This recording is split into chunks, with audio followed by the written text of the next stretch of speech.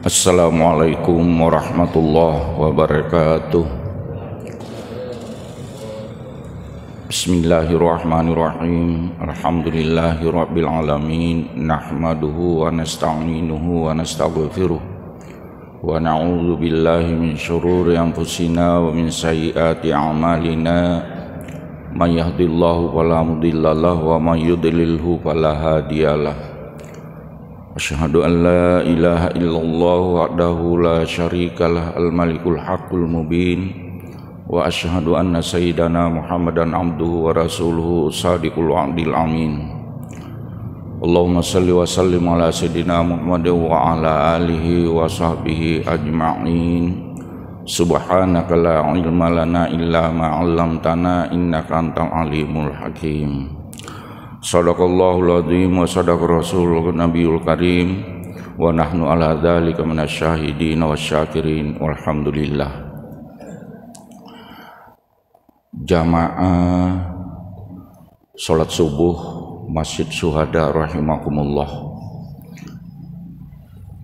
Mari kita bersyukur kehadirat Allah Subhanahu wa taala atas izin dan iradanya. Pada subuh hari ini Allah masih membangunkan kita. Allah masih memberikan kesempatan dan waktu kepada kita. Dan yang lebih penting adalah kita masih dapat melangkahkan kaki menuju rumahnya Allah untuk melaksanakan sholat subuh secara berjamaah. Mudah-mudahan dengan ibadah yang kita laksanakan ini kita dapat meraih ridhonya dan insya Allah akan kita dibalas dengan surganya. Amin ya rabbal alamin. Selawat dan salam semoga senantiasa tercurahkan kepada baginda Rasulullah sallallahu alaihi wasallam, kepada keluarga beliau, kepada para sahabatnya, dan yang terpenting semoga kita menjadi pengikutnya, dapat mengikuti sunnah-sunnahnya, sehingga di akhirat nanti kita akan bersama-sama beliau di surganya Allah dengan syafaatnya. Jamaah sekalian berbahagia,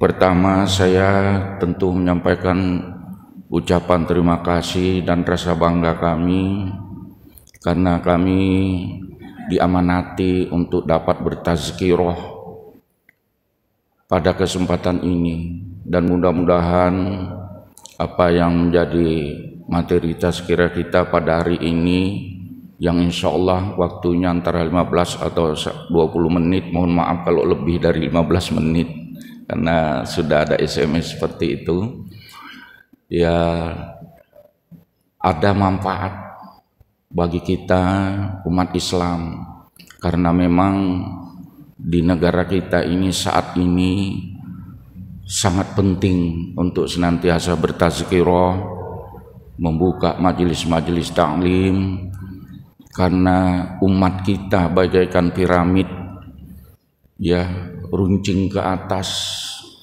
Jadi pemahaman-pemahaman agama itu masih banyak umat kita yang belum daripada yang paham. Itu barangkali indikasinya tidak usah saya jelaskan karena waktu yang membatasi kita. Nah, oleh karena itu izinkan saya pada kesempatan ini menyampaikan sebuah hadis Rasulullah sallallahu alaihi wasallam. Hadis ini terdapat di buku Sunan At-Tirmizi. Rasulullah sallallahu alaihi wasallam bersabda, "Ma min ahadi yamutu illa nadima." Qalu wa ma nadathu ya Rasulullah? Qala nadima ingka namusin dan nadima alla yakunas dada wa ingka namusian nadima alla yanzi'a. Jamaah sekalian berbahagia, hadis ini pendek tapi barangkali dapat menjadi renungan bagi kita, dapat menginspirasi bagi kita untuk memberi semangat untuk lebih meningkatkan amal-amal ibadah kita, untuk lebih berusaha secara sekuat tenaga untuk meraih kebahagiaan kita di dunia, terlebih-lebih kebahagiaan kita di akhirat. Yang artinya tidak ada seorang pun yang meninggal manusia. Tentu hadis ini kan untuk umat Rasulullah sallallahu alaihi wasallam. Jadi memberi peringatan kepada kita oleh Rasulullah sallallahu alaihi wasallam. Tidak ada seorang yang meninggal kecuali dia menyesal. Lalu para sahabat kaget, waqalu bertanya. Sahabat semua bertanya, wa mana damatu ya Rasulullah? Apa itu penyesalannya? Kenapa kalau meninggal kita itu menyesal? Lalu Rasulullah menjawab, qala in kana musinan nadima alla yakunas dada. Jika orang itu yang meninggal orang yang baik-baik, maka dia menyesal kenapa tidak berusaha menambah amal-amalnya.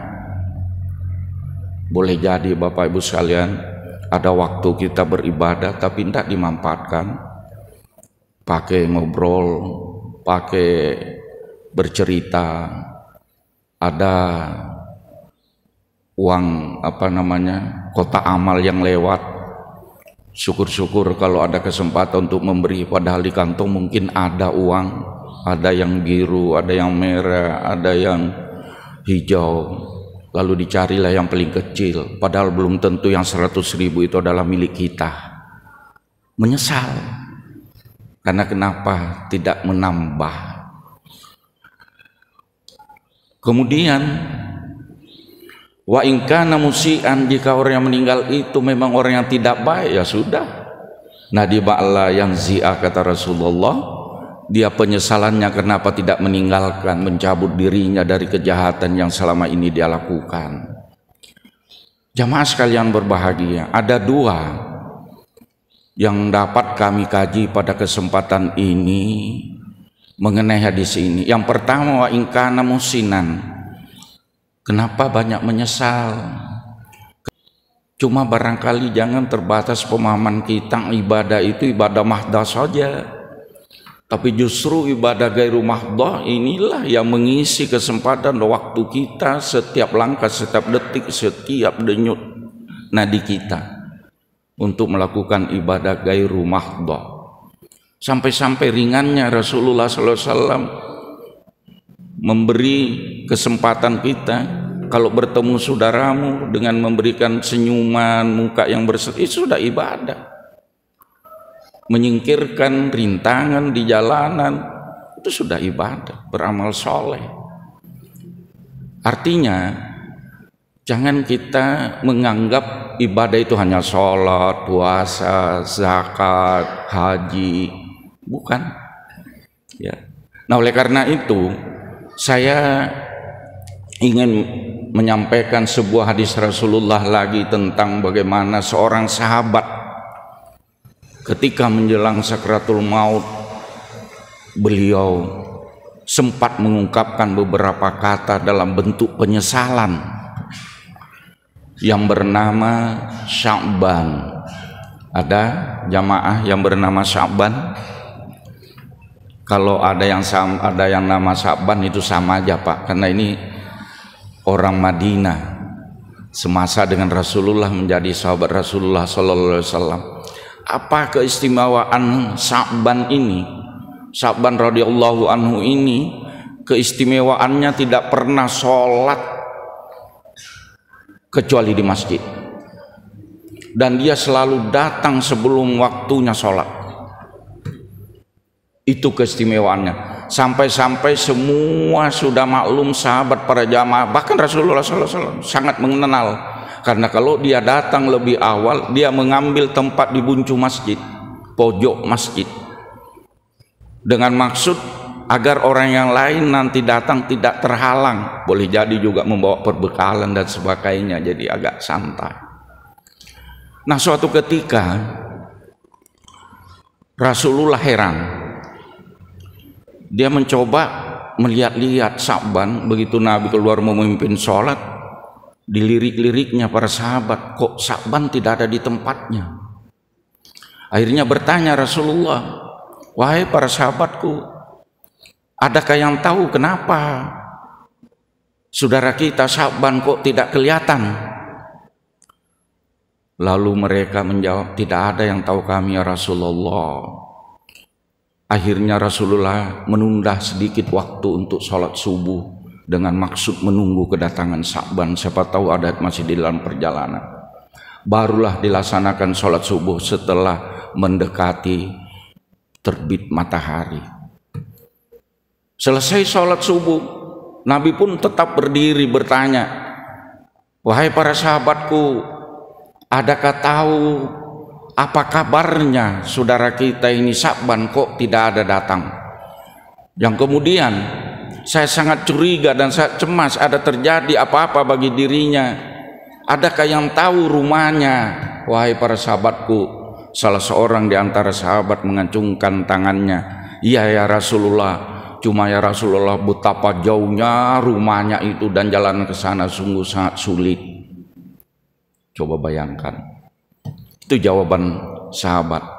Kalau begitu kata Rasulullah, mari kita ke sana melihat dia, apa gerangan terjadi. Jadi habis sholat subuh berangkat. Waktu duha baru sampai ke rumahnya.